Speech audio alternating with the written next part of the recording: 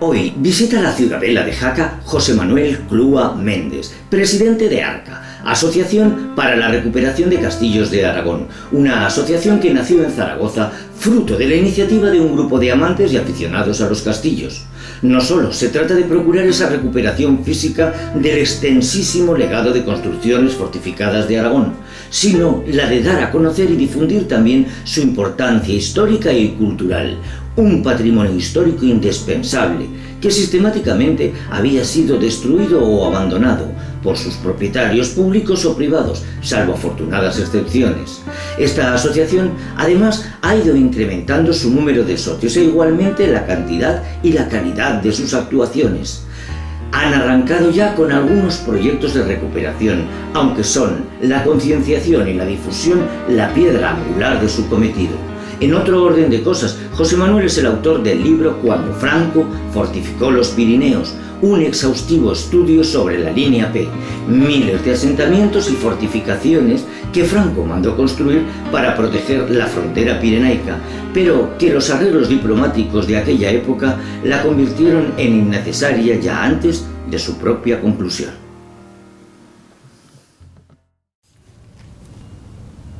José Manuel Clua, muy buenas tardes y muy bienvenido a la ciudadela de Jaca. Y en tu caso, particularmente interesante va a ser conocer tu primera respuesta, y es cuáles son los primeros recuerdos que tienes tú de la ciudadela de Jaca. Pues bueno, buenas tardes primero. Y los recuerdos, pues yo me acuerdo, el más fundamental de todos era que la ciudadela estaba abierta a todo el mundo. Y que con mi hermano, los amigos y tal, entrábamos como Pedro por su casa y jugábamos dentro de la ciudadela y recorríamos los muros, los rincones y todo, y era una auténtica delicia, era nuestro patio de recreo del verano. ¿Estamos hablando de los años 70? Sí, puede ser, hace muchos años ya que no recuerdo. Bueno, hay que decir que tú naces en Zaragoza, pero bueno, ya desde la infancia empiezas Sí, acá desde hace muchos años. Bueno, comenzaremos esta entrevista situando un poco a los espectadores y diciéndoles que eres el presidente de ARCA, que es la Asociación para la recuperación de los castillos de Aragón. Yo no sé, José Manuel, de qué manera, de qué modo, cómo, cuándo, por qué, con quién y dónde a alguien se le puede ocurrir asociarse o despertar ese... Pues la verdad es que no lo sé, yo mismo tampoco lo sé. Sé que desde siempre uno se siente atraído por la época del mundo medieval, ¿no? Los recortables de castillos que hemos hecho desde la infancia, los montajes de ese juego tan maravilloso que era Alex sin Castillos y todo aquello, ¿no?, que hemos jugado. Pero yo creo que siempre me ha tirado mucho el tema del patrimonio y el tema medieval más. Y fue un poco el iniciarme en recopilar fotografías de castillos de Aragón, ¿no? Y empecé, pues mis padres me llevaban con el coche, íbamos recorriendo y siempre me atraían. Y eso llevó a una cosa, llevó a otra y poco a poco pues te vas liando la manta a la cabeza, vas creciendo, vas madurando y bueno, eso se convierte ya en más que un juego, en una gran afición y en parte de tu vida también. Hay que decir algo, y es que para los que sean profanos en este tema, ¿cómo es ese patrimonio de castillos que tenemos en Aragón? ¿Es grande? ¿Es pequeño? Es enorme, porque hay una cierta equivocación, una cierta... A eso iba yo. Sí, más que equivocación, me gusta siempre que hablamos aclarar, porque aunque somos asociados para la recuperación de los castillos en Aragón, a mí lo que me gusta realmente es englobar todo lo que es la arquitectura fortificada que tenemos en Aragón. Porque tenemos desde los pueblos ibéricos, los pueblos celtibéricos, torres, murallas, fortificaciones del siglo XVI, del siglo XVII, del siglo XIX y del siglo XX. Entonces tenemos castillos, torres, casas fuertes, iglesias fuertes, en fin, cantidad de elementos fortificados que en Aragón, para gran suerte o peor, es amplísimo.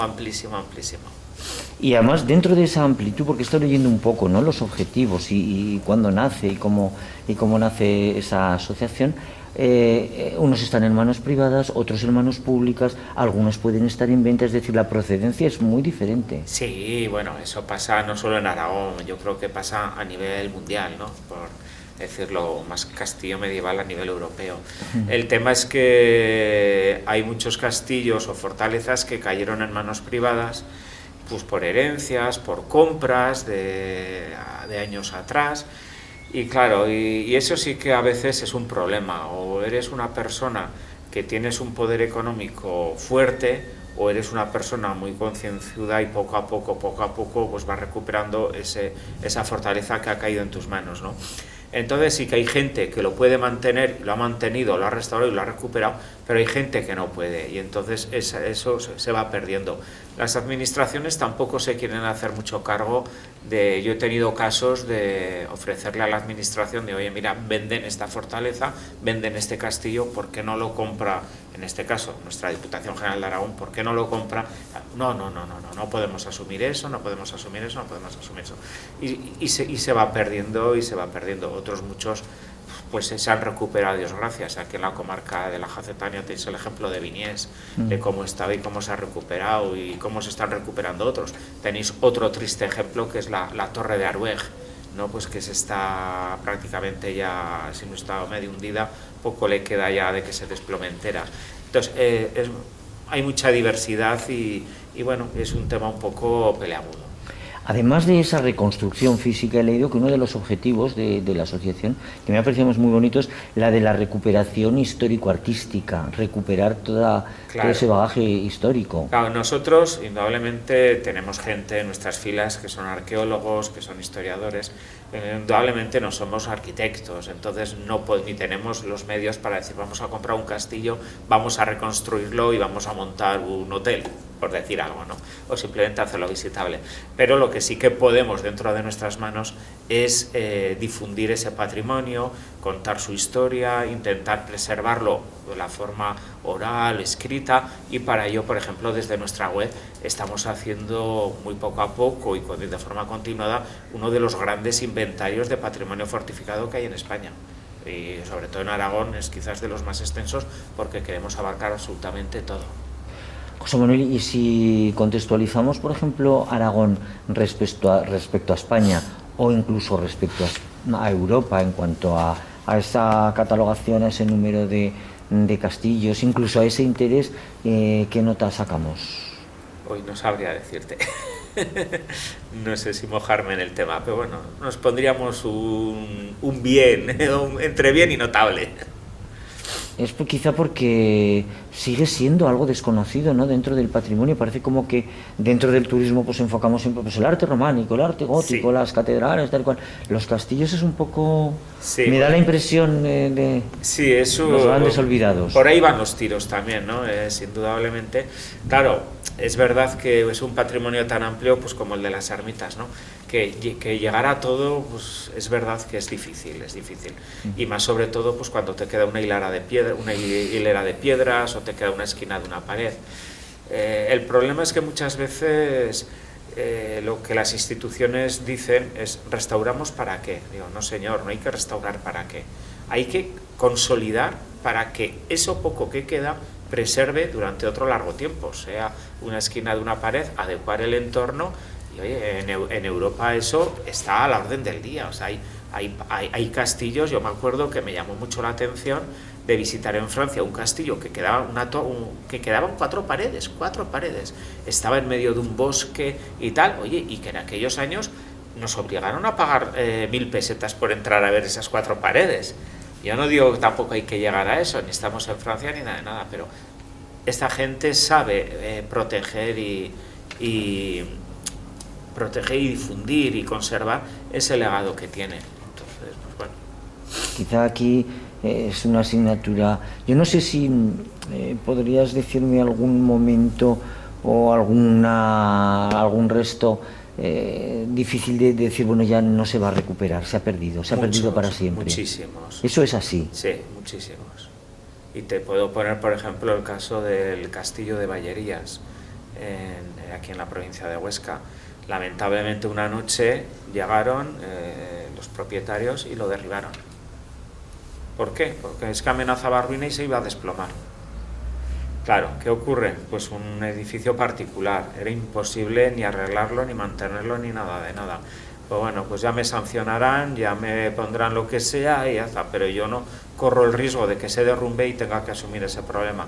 Las instituciones no quieren ayudar cuando estas propiedades son privadas y tampoco ponen los medios fácil para consolidar o acometer esas pequeñas, a veces, obras que se van haciendo más grandes. Entonces, al final, pues como este caso, se opta por la piqueta y sin que nadie, ya a tiro hecho, se derrumba y ya está, se acabó el problema. Yo no sé si sería una opción, pero por ejemplo en la fortificación de la ciudadela de Jaca ha habido una derivación, sobre todo pues desde hace 20, 25 años, que ha sido hacia el turismo. Claro. Quizá los castillos habría, no sé, a veces hablamos, ¿no?, como a ver si viene Ridley Scott al castillo y hace una película, o a ver, el turismo podría ser ese una yo salida. creo que es el elemento fundamental, ¿no? Tú tienes edificios perfectamente que pueden ser visitables, pueden ser accesibles y yo creo que al final es un tipo de turismo histórico que tiene en Europa miles y miles de aceptación. En España quizás a lo mejor no se le ha dado esa importancia, salvo, claro, como siempre hablamos, un castillo de Loarre, un castillo de Monzón en Aragón, ¿no? O a nivel nacional una Alhambra de Granada o yo que sé, el castillo de Montjuïc en Barcelona o yo que sé, el castillo de la Mota o Medina del Campo, ¿no? Castillos muy emblemáticos, pero hay otros que sin ser, pues hay unos ejemplos, o sea, en Aragón el castillo de Grisel, de una propiedad privada, que pasa a ser un establecimiento hotelero fantástico y maravilloso. La casa de Luján, una casa fuerte, magnífica, única en la provincia de Huesca, en la comarca de Sobrarbe. La familia la ha adecuado como establecimiento hostelero, impresionante, una gozada, totalmente recomendable. Y como ese ejemplo hay muchos, y yo creo que es lo que se debería hacer. No te voy a montar un parque de atracciones, ¿no? Pero si el castillo está bien y se puede recuperar y le puedes dar un uso, bien. Si no se le puede dar un uso, vamos a consolidar las ruinas y vamos a protegerlas. El castillo de Canfrán, que lo conoce muy poquita gente, que en Canfrán hay un castillo, los restos de un castillo. Yo me acuerdo que cuando se limpió, se saneó, se consolidó, pero ahora mismo pasas otra vez y está todo lleno de vegetación y requiere un pequeño mantenimiento. Te voy a decir anual, cada 2 años, por ejemplo. No es muy costoso eso. Creo que habría que hacerlo.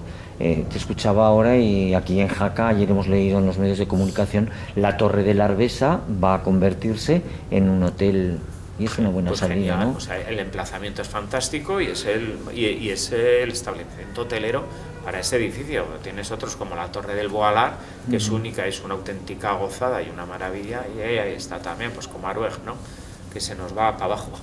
Es que yo creo que de alguna manera tenemos el concepto de castillo y estamos viendo o pensamos en grandes edificios con almenas, edificios medievales, etcétera, etcétera, pero torres defensivas, fortificaciones, iglesias, quiero decir, muchos otros monumentos que también son importantes. Sí, por supuesto, es lo que te comentaba. O sea, es que no solo es el castillo de torres y almenas, ¿no? Claro. Hay torres solo, hay castillos que son recinto, que no tienen torres, hay muchos elementos fortificados, que es el problema. El problema es ese, que o es lo suficientemente significativo para meter mano y darle un uso, pero tienes, por ejemplo, ahora un ejemplo fantástico, ha sido en la provincia de Zaragoza la restauración del castillo de Jarque de Moncayo. El castillo de Jarque, oye, no se le ha dado ningún uso, pero se ha excavado internamente por dentro, se ha consolidado todo, se ha limpiado, se ha saneado, se han puesto paneles, se ha limpiado. Tienes unas visitas a una fortaleza fantástica y maravillosa. Monreal de Ariza lo mismo, y tienes otros que han tenido la gran suerte, pues como pueda ser Peracense, ¿no?, en la provincia de Teruel, como Mora de Rubielos, pues como la Ciudadela de Jaca, que están entre los más visitados de Aragón. Claro, y eso es importante. Claro. He leído también que, bueno, vuestra tarea muchas veces es trabajando codo a codo con las instituciones, es decir, no solamente con los privados, sino en tareas de asesoramiento. Bueno, ahí es un poco pelagudo y te voy a comentar una cosa que se esté grabando. Ahora que no nos oye nadie. Exactamente, que alguno sí que me lo puede echar en cara. Y es verdad, lamentablemente hay otras comunidades autónomas que asociaciones como la nuestra, que ya tiene un bagaje, tiene unos años, editamos una revista única en Aragón y de las pocas buenas, y una de las veteranas, la segunda creo que fue a nivel nacional, que se hace de temática exclusiva de castillos, ¿no? Nosotros nos hemos ofrecido cientos y cientos de veces a la Diputación General de Aragón, a la Dirección General de Patrimonio, a ofrecerles nuestros servicios, llamémosle así. Oye, estamos los fines de semana recorriendo los castillos, estamos viendo, sabemos cómo están, sabemos qué sería lo aconsejable para actuar. Les hemos dicho, a mí me han llegado a decir en Patrimonio que como no tenemos a uno de nosotros un título universitario, que no somos nadie. Con que te diga esto yo creo que a alguno le hará pupa, pero es la triste realidad y lo hemos comentado y lo hemos reclamado muchas veces. En Madrid tienen una comisión con la Asociación Española de Amigos de los Castillos de asesoramiento cuando hay que asesorar sobre un inmueble de estos. En otros sitios, otras comunidades, exactamente igual. Nosotros, pues bueno, nos tienen ahí y bueno, no, yo creo que no se saben, las instituciones muchas veces no saben aprovechar el potencial que tienen con asociaciones en sus comunidades autónomas, sea de castillos, sea de bordadoras, sí, sea de naturaleza, sea de lo que sea. Un potencial que además viene refrendado porque la gente que está allí ama eso, le apasiona eso y dedica tiempo, esfuerzo y muchas veces dinero. Sí, sí, o sea sobre que, todo dinero. Por eso me parece que es terrible que no se aproveche ese potencial. José Manuel, ahora te voy a pedir que te mojes. Hoy. Dime. Ya me he mojado con esto, dime, no te creas tú, que... Dime un castillo, no sé, vamos a poner de la Jacetania, por ejemplo, o de donde quieras, que especialmente tiene una significación para ti, por algo. Pues es muy difícil. Difícil, ¿eh? Es muy, muy difícil, porque cada uno tiene su aquel.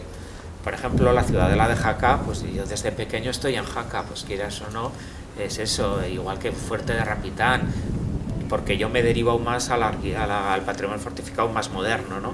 Rapitán tiene, pero es que favoritos, o que más, no lo sé, sinceramente no sabría decirte, te podría hablar, uno que me encanta, que es una monada, es una cucada, es muy complicado, es Envidia Ariza, me gusta, pero me gustan muchísimos, y de los grandes, pues Peracense es espectacular porque conserva prácticamente lo que esperas de un castillo, no un palacio, pero tienes muchísimos Loarres, la enseña de Aragón, ¿no? Un poco menos que a nivel de castillos, pero no te sabría decir con cuál me quedo. Loarre es impresionante, absolutamente impresionante. Sí, lo que pasa es que como Loarre ya se vende solo, entonces claro, yo creo que ya Loarre claro, es que no hace falta ni mencionarlo muchas veces. O Monte Aragón, que ahora están con esos... Claro, sí, Monte Aragón además muy bien porque es el equipo que ha restaurado el castillo que te comentaba de Jarque, sí, el que ha rehabilitado o restaurado o consolidado el castillo de Monreal de Ariza y ahora está haciendo el de Monte Aragón, con lo cual tenemos muchas esperanzas de que esta restauración acabe muy bien. Hombre, yo lo que quizá pienso, ¿no? Porque hace poco visitaba yo el castillo de Monte Aragón, es que económicamente es como un pozo sin fondo. O sea, todo. Yo creo que ahí se puede invertir todo el dinero que quieras, claro, y sería poco. Pero por eso mismo es lo que te decía, es que no tenemos por qué convertirlo en un parque de atracciones. O sea, la ruina de Monte Aragón no tenemos por qué construir un hotel, no tenemos por qué construir un parador, no tenemos por... Joder, tenemos la iglesia, tenemos el resto de estructuras, vamos a hacer la excavación, vamos a consolidar las estructuras y tenemos un castillo en ruinas visitable y vendible. Que es en Europa, es que tú visitas ruinas muchas veces. No, pero me gusta mucho además esa visión, que si el enfoque lo transmites muy bien, ¿no? Es esa capacidad de decir, estamos aquí, vamos a consolidarlo, nada más. Claro. No hay que hacer nada más. Si se le puede hacer, se hace. Si se tienen los medios, se hace. Pero si no puedes, o es una cosa inviable, pues chico, vamos a conservar la ruina, por lo menos conservamos algo. Sí, no, pero es que en semanas pasadas, en una entrevista que le hacíamos a Inmaculada Piedrafita, que es restauradora de obras de arte, ella hablaba precisamente de esto también, de la consolidación, porque muchas veces ante una restauración lo mejor es no hacer nada, claro, consolidarla y la tarea de un profesional entendido, etcétera, pues acaba allí. Bueno, una pregunta te quería hacer, porque ahora entramos en la Ciudadela y a mano derecha nos encontramos una plaquita que viene a decir que estamos en la Red Nacional de Patrimonio Histórico. ¿Y qué significa? No te sabría decir. La red de patrimonio histórico, hombre, yo creo que es sitios emblemáticos Sí. en los que se reconoce pues la situación en la que están, ¿no? Y sitios muy emblemáticos. Yo creo que un poco el tema es ese reconocimiento a estos lugares que bien merecen destacar. Hombre, quizá porque en Jaca estamos acostumbrados y de hecho, pues en mi caso, que es nacido aquí, desde el nacimiento lo hemos visto, ¿no? Y los recuerdos de los jacetanos van siempre muy vinculados a la ciudadela. Pero es especialmente alucinante porque está completa, está entera, se sabe para qué se edificó, se sabe quién la edificó, se sabe, yo era curioso, ¿no? Porque como responsable de las visitas teatralizadas, las técnicas de la guerra del siglo XVI, el fuego cruzado, las bombardas, los lienzos, las paredes, ostras, es un castillo completo, ¿no? Habéis tenido una gran suerte, Ajá. que yo creo que pocas veces o puede ocurrir. Habéis tenido gran suerte y a alguno le puede saber mal también que diga esto, pero yo creo que si el ejército hubiese abandonado la ciudadela, no tendríamos lo que tenemos ahora. Si yo creo que la ciudadela ha llegado hasta nuestros días como está, Ajá. es gracias a que ha estado ocupada militarmente. Pues sí, porque yo me imagino que además el cuidado y eso durante tanto tiempo y sobre todo pues no que no haya sucedido como en Pamplona o en otros sitios que han tirado un trozo, han edificado, etc. O nos hubieran hecho un parque subterráneo debajo. Claro, no, en algún momento de la historia pues hubieran dicho estas piedras vamos a quitarlas y es importante. Sí. Bueno, nos vamos a ir a un título que me parece como una declaración de intención total, y es Cuando Franco fortificó los Pirineos. Exactamente. La línea P.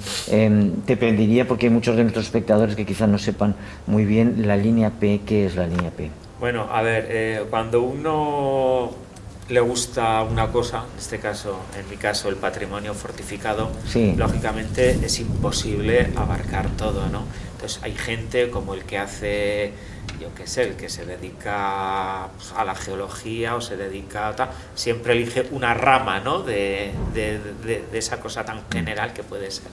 En mi caso yo me he ido a la arquitectura del siglo XX, en este caso concretamente a la que se hace después de la Guerra Civil Española, y es donde yo me he especializado. Hay otros compañeros que les gusta más el mundo árabe, se especializan en fortificaciones árabes o del siglo XIV o del siglo XVI.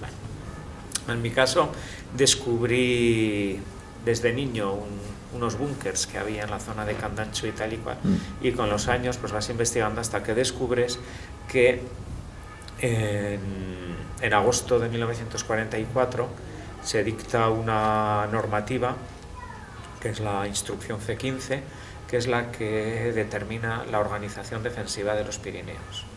Entonces, bueno, esto es que ya con unos antecedentes desde el año incluso 39 y 40-42, que se quiere impermeabilizar la frontera pirenaica, ¿no? Entonces hay un proyecto de construir miles y miles de asentamientos fortificados, tipo búnker, que decimos normalmente, y estos, pues bueno, pues salpican toda la geografía de nuestros valles.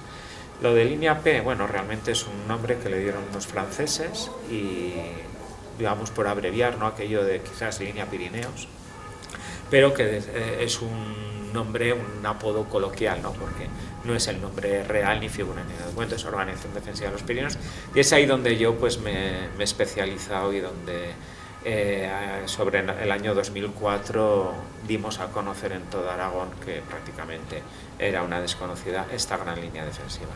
Absolutamente, porque además son estos búnkers, estas fortificaciones, son construidas, si no me equivoco, por soldados de reemplazo entre los años 44 y 59. En nuestro caso sí. En nuestro caso, en la instrucción C15, los batallones disciplinarios de trabajo se habían disuelto ya. Y entonces aquí, en lo que nos concierne a nosotros, efecto, fueron soldados de reemplazo. Los primeros que se construyeron hacia el año 39, año 40-42, sí que había diversos batallones disciplinarios, ahí sí que participaron, pero estos se construyeron solo en la parte oriental y occidental, digamos, la parte de País Vasco y Navarra y en la parte catalana de la zona de la Junquera y esa zona. Me recordaba un poco a la Ciudadela, porque la razón de ser de todos estos búnkeres, de todas estas edificaciones, son también para una guerra que nunca llegó. Sí, bueno, yo no sé si realmente se esperaba así, pero bueno, podría ser así. Se esperaba si era una guerra o no era una guerra. Hay muchas teorías de por qué se construyeron, pero vamos, lo esencial y lo que yo pienso es que era cuestión de impermeabilizar la frontera, pues un poco por protegerse, ¿no? Por aquello de decir el desarrollo de la guerra europea cómo avanza, también el problema de que Franco deniega a Alemania el penetrar en España y tal, a ver si se nos van a revolver contra nosotros y tal, pues vamos a intentar proteger nuestros valles, nuestra frontera pirenaica para impedir, si llegase el caso, pues intentar repeler a una penetración hacia el interior del país. Hablas de 2004, que es un poco cuando comencéis con toda esta tarea. Sin embargo, hay una reedición del libro. Me hablabas antes de incluso un recortable de un búnker. Sí, bueno, realmente todo esto yo ya lo empecé en el año 1998-99. Lo que pasa que es verdad que el primer libro que se publicó apareció en 2004, en el 2007 apareció el segundo, o sea, el 2004 dedicado a introducción histórica y la comarca de la Jacetania, el 2007 dedicado a Sobrarbe y Ribagorza, y tras muchas vicisitudes, ahora en el 2021 he podido publicar el tercero que faltaba ya para completar todos los valles y todos los estudios de la línea P en los valles, que era el dedicado a la comarca del Alto Gállego. Pasa que a nosotros pues no nos hemos quedado ahí, ¿no? En este caso no he quedado ahí, pero con la asociación, con ARCA, lo que hemos hecho nos ha parecido muy interesante a raíz de que vamos a montar una exposición de maquetas recortables de castillos del mundo. Pues dices, joder, pues no existe, no hay, ¿por qué no vamos a hacer un recortable de un búnker? Entonces nos pareció un proyecto muy interesante y muy llamativo, y ahí lo tenemos, el búnker, o sea, el recortable en papel para montar de un búnker de la línea P. Es que me parece además curioso, sí. Una gran idea. Oye, y ya para concluir con la línea P, ¿están ya todos catalogados? ¿Todavía queda algo por descubrir? Por mi parte te puedo decir que sí, o sea, yo me he pegado días y muchos días años, y días, yo me imagino que años. Muchas excursiones al monte. Sí, es continuamente y además a veces muy decepcionante, porque tú vas andando por el monte buscando un asentamiento de este tipo, estás encima de él y no lo ves. Y vas otra vez y no lo ves. Y a la tercera vez o a la cuarta vez que vas a buscarlo dices, me cago en la mar, si es que he estado encima de él todas las veces, si me he visto. Prácticamente yo te diría que el 98% está inventariado por mi parte, y por supuesto que todavía queda alguno todavía por descubrir. Concretamente ahora estoy involucrado en uno en Panticosa, que fuera de varias penurias que he pasado buscándolo, pues ahí estoy, porque algunos son muy complicados de llegar. Oye, y a ver, como curiosidad, porque yo me imagino que quizá la tradición oral, es decir, gentes de pueblos o gentes que lo han contado de padres a hijos puede ser, ¿no?, para que te hayan documentado a ti, que para ayudarte, claro, en tu investigación, ¿no? Porque eso no has podido ir a buscar un censo, ¿no? No, eso es fundamental. O sea, si en este caso me ha llenado de satisfacción todos estos trabajos de tantos años de los búnkers de la línea P, es la gente que he conocido en los valles, en Canfrán. José de Canfrán me ha ayudado muchísimo y ha sido un apoyo para buscarlos tremendo. Antonio Cajal en Viescas, sin él, pues los de Viescas no hubiera. Miguel Peiro en Escarrilla, 3/4 de lo mismo. O sea, y te puedo hablar de muchísima gente que, por supuesto, me han ayudado a encontrarlos, me han orientado y todo eso. Y luego, sobre todo, contar con gente que ha estado trabajando en estas obras y te han contado cómo se trabajaba y cómo se vivía y todo eso. Pues para eso te iba a decir, ¿no? Porque muchas veces cuando vas por el Pirineo y descubres en el sitio más inédito una ermita, yo me pregunto siempre, Dios mío, pero ¿cómo subieron las piedras? ¿Pero cómo esto? ¿Cuánto tiempo y tal? Yo me imagino que con esto también tiene que pasar. Sí, yo creo que esa pregunta nos la hacemos todos, ¿no? Cuando visitamos un castillo, una ermita, una iglesia. Joder, ¿cómo llegaron a construir esto? Qué pena no poder retroceder en el tiempo para poder saber cómo pudieron llegar a levantar esto. ¿Cómo lo hicieron y por qué? O sea, a mí me pasa mucho, por ejemplo, con Loarre, que hablábamos anteriormente, porque ves esos sillares, esa magnitud tan enorme, y qué decir, ¿no? Y luego, aparte de todo eso, me imagino que en los búnkeres también se dará sitios estratégicos, sitios que, claro, que sitios pudieran... muy inaccesibles, además. Dices, pero madre mía, sea, que alguno se despeñaría. Oye, descríbeme alguno de ellos que te haya llamado la atención, no sé, por lo escondido que estaba, por lo inaccesible o por el secretismo que había, porque me imagino que también habrá historias en torno a ellos, ¿no? Sí, porque hay una historia, digamos, oculta, ¿no? Una historia detrás, porque en muchos de ellos te encuentras grabado en el cemento con un punzón o con una rama, Miguel tal, viva los quintos del 50 y tantos, y firmas de gente que estuvo ahí trabajando, o cosas de estas, y te encuentras eso, pues te llena, dices, joder, mira, pues aquí seguro que uno de los que lo construyeron se llamaba un tal Miguel, un tal, entonces son cosas, sí. Y describirte, a mí hay uno que particularmente me gustan muchísimos, ¿no? Pero hay uno que por el paisaje, por lo fotogénico de tal, lo tenemos aquí cerca, concretamente en el Alto en la Sagüeta, ¿no? En la Sagüeta, el observatorio puesto de mando, además es un observatorio puesto de mando doble, o sea, uno que te enfila la tronera de vigilancia hacia la zona de Candanchú y la otra hacia Canalroya. Y tienes en las fotografías el fondo del Pico del Águila y tal, y es una foto que a mí me gusta mucho. Es curioso. Bueno, en otro orden de cosas, José Manuel, también eres presidente de la Sociedad de Amigos del Museo de Ciencias Naturales de Zaragoza. Sí, esta vida hay que hacer de todo. No, pero esto sí que suena también precioso. Sí, a ver, estamos hablando de castillos y todo eso, pero si te soy sincero, mi primera gran afición, el típico hobby que tiene cada uno les gusta coleccionar monedas, sellos, hacer barcos y tal, ya desde el colegio mi primera gran afición fueron los fósiles, el mundo de la paleontología, la geología en general, pero los fósiles. Entonces, claro, pues eso a lo largo de los años pues vas conociendo gente, vas tal, te vas aficionando más, perteneces a grupos y tal, y ya hace unos años, cuando ya el Museo de Ciencias Naturales de la Universidad de Zaragoza era ya una realidad real, se decidió hacer esta sociedad en la que, bueno, he sustituido a 2 presidentes anteriores y ahora mismo pues lo que es la Sociedad de Amigos del Museo, en efecto la presido yo.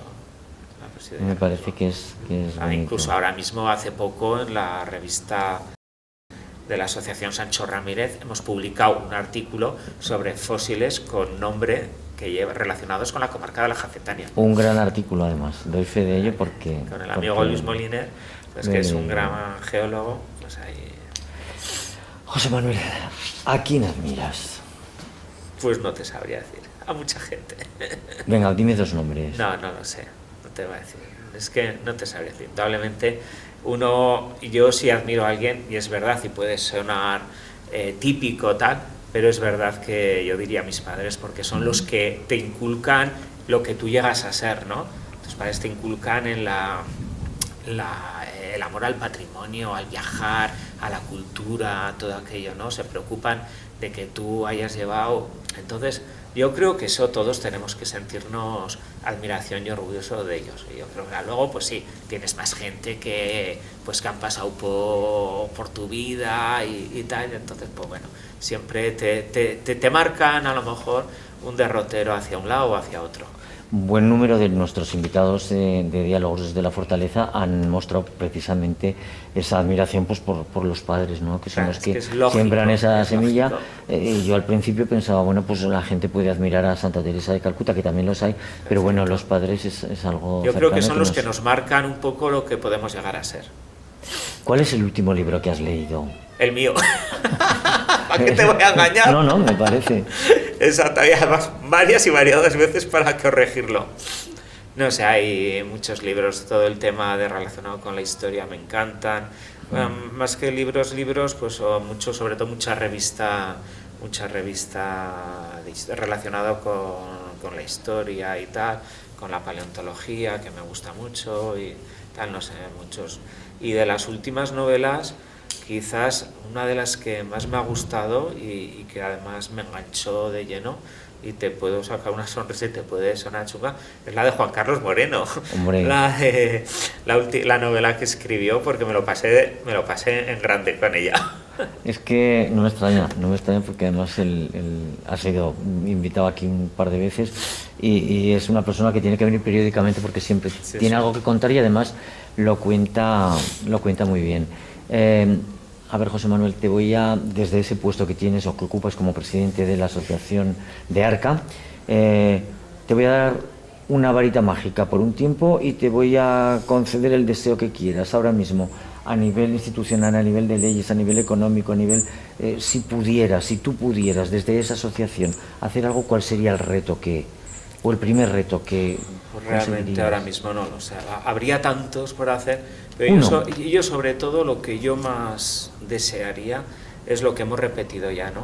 Que las instituciones cuenten con gente como asociaciones como la nuestra, que tienen un bagaje ya de muchos años, tienen cierta reputación, cierto reconocimiento, que no estamos paridos de ayer. Entonces, quiero decir que por favor, que cuenten más con estas personas, que muchas veces les pueden ser de bastante gran ayuda.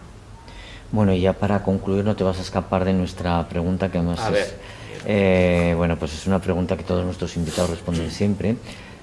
Yo te voy a pedir que me dejes grabado un mensaje que después será encriptado, te voy a decir en un pendrive ni en una tarjeta, porque yo creo que eso llegará a estar obsoleto, pero en cualquiera de los casos no será leído, escuchado o visto hasta dentro de 300 años, hasta el año 2323. ¿Qué mensaje te gustaría dejar grabado? Es difícil, ¿eh? Primero, porque a saber dónde estaremos en el 2323.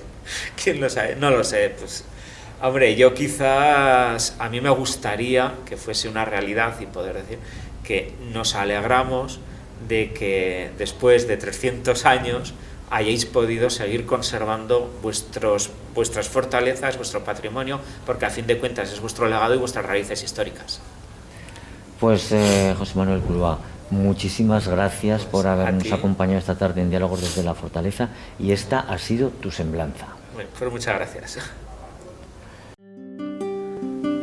José Manuel, que aunque nació en Zaragoza, desde muy pequeño se enamoró de los Pirineos. Nos ha contado que sus primeros recuerdos de la ciudadela habitan en su memoria entre risas, juegos y aventuras, recorriendo los lugares más secretos del castillo. Aunque con cierta timidez y mucho cariño, eso sí, José Manuel, a quien más admira, es a sus padres, simplemente porque desde siempre alumbraron el camino de su vida y de su futuro. José Manuel me recuerda a esos hombres del Renacimiento. Entre otras cosas, es también presidente de la Asociación de Amigos del Museo de Ciencias Naturales de Zaragoza. La mirada de José Manuel tiene ese destello que denota curiosidad por la vida, por las cosas, curiosidad por el conocimiento, con la chispa, además, de que esa capacidad de investigar, de conocer, que es fruto de mucho tiempo y también de mucho esfuerzo, es igualmente para compartirlo generosamente con todos nosotros.